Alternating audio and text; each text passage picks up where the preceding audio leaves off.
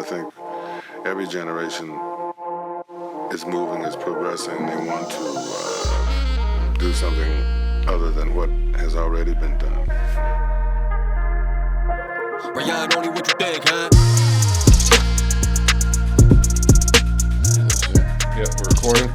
All right, let's do this. 1, 2, 3. Hey, everyone. Welcome to a brand new podcast show with me and my boy Yass here. It's called The Tangent. The whole point, I think, of this podcast is, one, I had Yass on the podcast. I was very lucky to have him on, and I think we had such a great vibe, and we had such a great time. Like, man, we should do this like our own thing, not just like a guest appearance. And he was all for it. And we started talking about like what we want to talk about. And I think we both love different topics. Mm-hmm.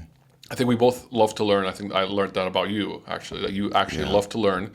And I'm sure, and we're like, why don't we do something where we can explore different topics, maybe discuss it, and we might even have different ideas, and maybe come to a conclusion or something where we can give the most value to you, the listener. Absolutely. So the whole point of The Tangent is, because it is a tangent, every episode is going to be different. You might have series, but every episode is going to talk about different things, and we're actually going to put our time and efforts. People who maybe know other podcasts, a lot of times I would wing it. This one's actually, we're putting some time and effort. We're actually doing our research.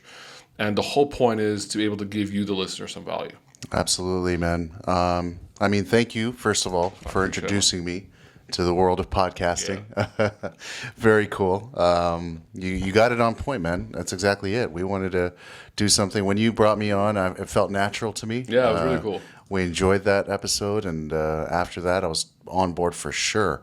And again, I'm grateful, and I think we can bring a little bit of value to some of the subjects, the points out there that may be concerning to people. Yeah, man. So what's the first podcast going to tackle today? So our first podcast is going to be about orcas in captivity. Interesting topic. Yeah, it is. It's very interesting because it touches on a lot of different elements. Like it's a bit of background, rights and stuff. Yeah, 100%. So a bit of background is, I watched Blackfish.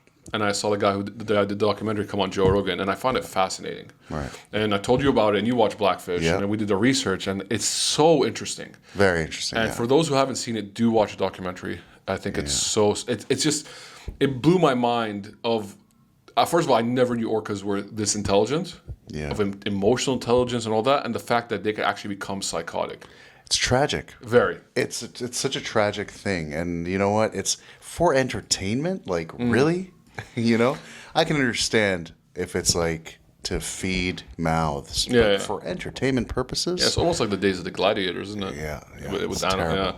So people don't know what Blackfish is. It's a documentary that was recorded 2013, I think. Yeah. And the whole point was to look at what's happening over at SeaWorld. Ever been to SeaWorld? I haven't. Yeah. No, I've been to an equivalent in Canada. Marineland? I'm from Canada, Marineland. Yeah. Okay, that one has its own controversy. Everybody loves Marineland. That's a good jingle. Anyway, so so the whole point of the Blackfish is these orcas in captivity were killing people. People were dying. Yeah. Trainers were dying. We're talking about people who spend their life training orcas are being killed by orcas in gruesome ways. So the whole point of the documentary was to explore that and to show that, you know what, orca whales should not be in captivity, and I think that kind of put the point across. And I think it was a big catalyst in SeaWorld, for example, getting rid of orcas, for Marineland getting rid of orcas and other things. So definitely a recommended documentary. What did you find of it? Because I watched it first, and I told you to watch it. How did you find it? It was definitely touching. Yeah. A lot of the information that I did not have any idea about, just grasping it all from all the people that worked there, especially. And some of the experts, on the nature of, SeaWorld and how they were keeping these animals captive. Like, some of the facts were, like, mind-blowing. If you were to take the equivalent of, for example, Tilikum, that orca whale, the main one, his size relative to the pool, and then you were to take that, like what the equivalent of that would be for a human being. What would it be? It's like a jail cell swimming pool. Yeah. Imagine you being in a jail cell swimming pool, 2.1 meters by something. I don't know the exact numbers, but it's unbelievable. So you just can't do that, you know. And there are so many other facts, like the dorsal fin flopping, the just the like you said, the killings, the aggressive nature. There have been, just to touch on some facts, there have been over 100 aggressive acts by whales in captivity, whereas only one reported I saw that in nature. You know what's really interesting? In the documentary, they actually go through the whole list, and I went and actually found it. There's a website called freemorgan.org. That's where I found it on. And what's funny enough is that SeaWorld and Marineland, all these other companies never talk about these ones. Of course not. But there's since 1968 till 2000, I guess 15. What was the last one? Let me check it out. 2010. There is over, and you said more, but this is the ones this one released from 1968 to 2010. There's 54 incidents, which is a huge amount. Aggressive incidents. It's not like one or two. At first, they were saying it's like the trainer's fault and this is an anomaly. No, it's not. It's very common. Yeah, it's actually extremely common, and you can imagine why. I mean, these animals are not meant to be in pools. No, they're not. They're out in the ocean. What's so insane that I found that they have a sense of revenge. Like the whales are remembering the trainers, they're remembering the people, and they will take out revenge, and they can wait a year or 2 years, and they'll because they're that intelligent. They're highly intelligent. It's like in the moment they want to kill you. Yeah. They've actually planned this. Which is so mind blowing to me. A pretty scary thing to think about. Very scary, especially for the trainers. The thing that really got to me, and I think I mentioned this to you, was SeaWorld was trying to prove.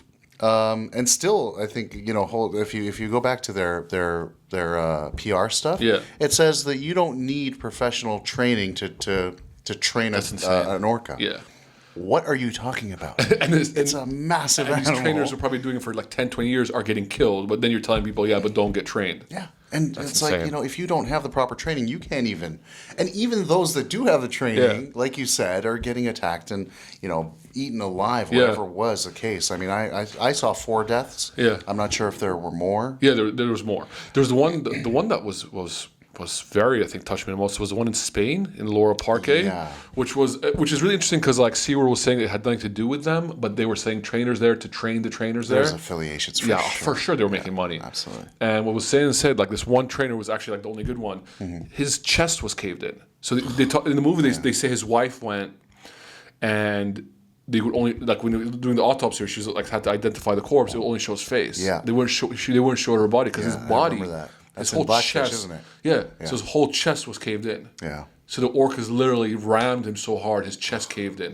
That's insane for me. Unbelievable. And I mean, what else would you expect from an animal that size? Yeah. With the features that it has. Yeah. It's a carnivore. It has hundreds of sharp teeth. Of course, it's going to do that. 100%. Do you know what's really interesting? On Joe Rogan, they actually had this expert, one of the experts. I think this was the guy who made the documentary actually, and they were talking about there's this kind of orca. I forgot where exactly, but it only eats Atlantic salmon or a specific kind of fish. And ever since people have been like fishing more, this orca colony basically they're dying off. They're stunting in growth. They're very malnutritioned.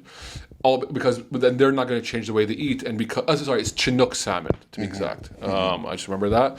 And now these whole species are going to almost die out. This whole population of orcas who've been living off these waters for so long just because we've overfished. Another example of humans ruining part of like an environmental harmony. Yeah. And it's terrible. It really is. Yeah. Something else that I thought was crazy was the life expectancy of orcas. That blew my mind. Go ahead. Yeah. Like in captivity and outside of captivity. Yeah. All these facts like put 3 together. times How as can much. You even, there was no case, but still SeaWorld put money towards it. They had people putting up podcasts in the the early 2010s onwards after all these incidents happened. I think we were listening to one in my car. That's right. Just unbelievable stuff. How could you even try to justify it? It's literally straight up propaganda. What's so funny is that they were showing in the documentary is that so orcas live up to 100, with some living longer, where they live longer than humans, right? But in the documentary, it shows when you go to SeaWorld, the first thing they tell you is that, their average lifespan in the wild is like 40, 50. So they're dying at 30, 40 years, actually not that bad. All the facts are fake. It's just fake. They made up their own facts. Yeah. And the people that were reporting those facts, remember, while we were watching the documentary, you see them saying it. They themselves on the documentary are saying that this is what's been told to us, as we don't know. Wow. So you're going in there as a young adult, as a child, or even as an adult, as a family, and you don't know these things. So you're taking this information in from these people who you think are experts. Yeah. Expertly trained, at least, knowledgeable and have accurate facts. And you're being fed BS, total bullshit. I mean, it's what's so crazy unbelievable. Is that because I remember going to SeaWorld as a kid, Florida, and that's where Tilikum was. I asked my dad for the footage. I feel I saw Tilikum. So I was a kid. I think it was 2005, 6. I was like maybe a young teenager, maybe 13, 14, whatever that was. And I remember going to SeaWorld, and I still have like the little memorabilia, whatever it was. I remember seeing orcas. I wonder if I saw Tilikum or was it other ones. You probably did, That's man. Crazy. I mean, he was the main attraction, he was right? the main attraction. And the dorsal fin collapse. 100% of orcas in captivity have dorsal fin collapse. Yeah. What does that tell you? Did they find a reason why that is, or it's just they're just kind of saying just because of captivity? Did they find actually a biological? I didn't read anything that said anything in particular. I mean, just the way as a person that has absolutely no idea about marine animals other than what I've read recently. Yeah. Just thinking about it, you have a fin. It's something that's upright, and then it just kind of curves and drops over. I'm thinking depression, their version of depression. It's like the body reacting. Some sort of an effect. The body reacting to it. Exactly. Do you know what I found? So I did a bit of research on mine, and actually, even after SeaWorld, all that, there's a website called uk.whales.org. They have a running counter. So as of August 29, 2019, there are still 60 orcas in captivity. 29 were captured in the wild, and 33 were born in captivity. That's basically the numbers that we're getting. So even after all that, there's still a number of whales in captivity, and a big chunk of it is in Russia, I think. Russia and China. Yeah. Which is so very sad, because even after all we know, and the Western countries have gotten rid of that, there's still countries out there that are doing it. Yeah. And they will continue to. I mean, it's a money-making business. Think about it. Yeah. As a kid, you went, and if you hadn't... If all this information wasn't, discovered, obviously back then, taken your kids back in the 90s and early 2000s, no one knew about this. So I can't fault my parents. I can't fault anyone, because no one knew. Yeah, everyone thought these whales were happy. They're having a great time because they're dancing, they're doing the flips, and they're getting fed, and they're but in reality they're miserable. Yeah, and again, when you watch these performers, rather than what I'm going to call them performers, because they're really not experts. Yeah. Perform and act and tell you about, they do this and they do that, and they're feeding you information. Yeah. It's fake news. It's the old version of fake news. Yeah. You're sitting there thinking, this is a qualified person that knows what they're talking about. No, they're not. You need to know what you think is real. It's unbelievable. And then the bonds that it breaks in terms of like families, like orca families. Yeah, they're very social creatures. They're very social. They are like one of the most social creatures on Earth, and it's just to break that away, a child from a mother orca. It's just I was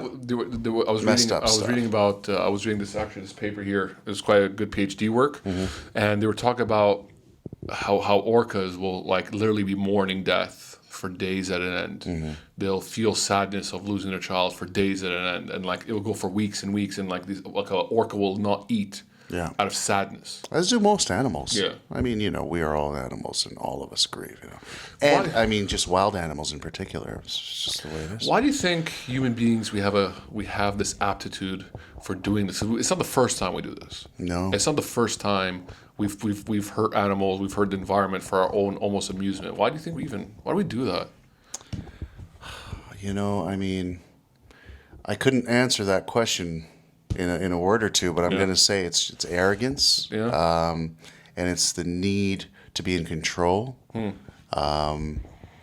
has to do with our intelligence too. I think. Do you think we feel because we're the smartest creatures on Earth that we have the right to do kind of whatever we want?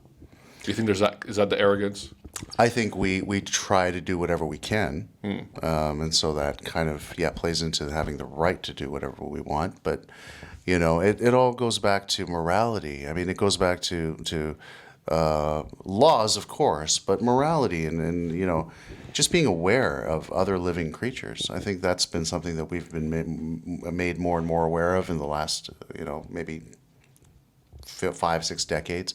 Before that, animal rights wasn't where it is today. And endangered species were just being sort of identified in the WWE and all that stuff, or WWF, sorry. WWE. But yeah, you see, so I think it's a harsh truth of the fact that we can control animals, therefore we think we can take advantage of them. Yeah. And that's... I want to get your thoughts on this. I always think about, do you think us humans, do you think because we're intelligent and because we don't do things out of instincts, if we do something, we're purposely doing it, right? Mm-hmm. Do you think we have a moral obligation to the planet to take the right steps, to intervene when we need? Absolutely. Yeah. 100%. Yeah. If you are a species that is creating a problem, you as a species need to find a solution to that problem. Yeah. And if that means stopping what you're doing because it's just there's no right way to do it, then that's exactly what needs to be done. Yeah. And, I commend, I big up to everyone who's working on, protecting any form of life. Human, animal, plants, the trees, our environment, the world, whatever it is. If we don't look at it and do something about it, then we will be the victims of a lost. For sure, and I think I hope so. That I think human beings are so smart to understand that we might think that one species being eliminated is nothing, but actually reverberates across the entire animal kingdom that will one day eliminate us. Right? It's an ecosystem. Yeah. There's a harmony. Yeah. Everything goes with everything. Yeah. I mean, and there's. Chaos, and then there's the harmony that I think puts the finds I think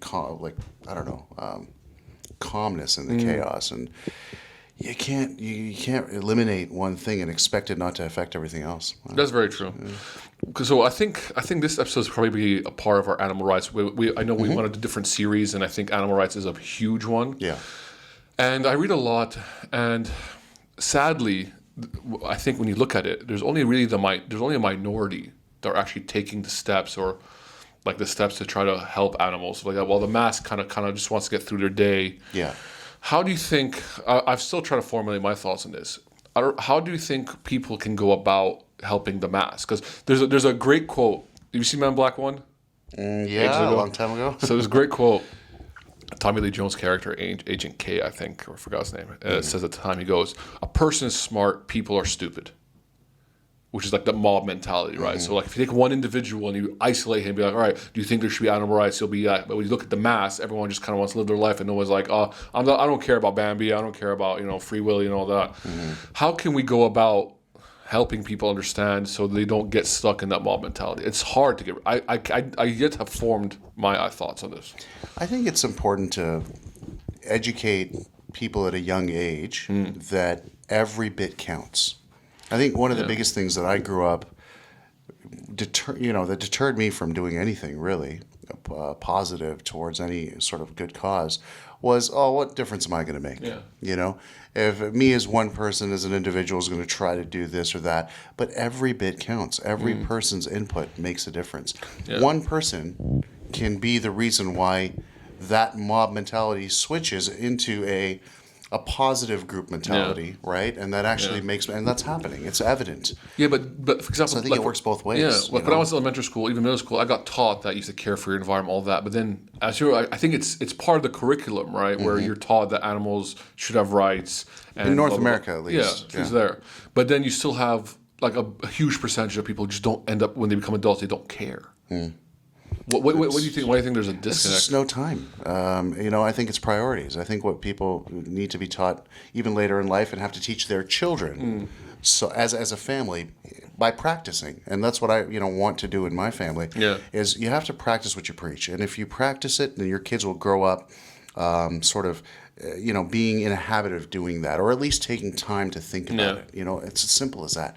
If you show your kids that you're spending even an hour a week, a couple of hours a week, on reflecting on issues that are affecting the world or going to affect the world in the future, and even just putting the thought into it and seeing what people are doing, and then see how you as an individual or as a small group of people can help with that, it makes a huge difference. I think so too. Everything is going to go forward, step by step for the entire group, or and the group will then expand into the community into a nation, and you're talking about a whole, sense. I like that. an effort. I think I've been thinking about it. I think it's easy when we're not committing the crime to say it's someone else's fault and never being accountable.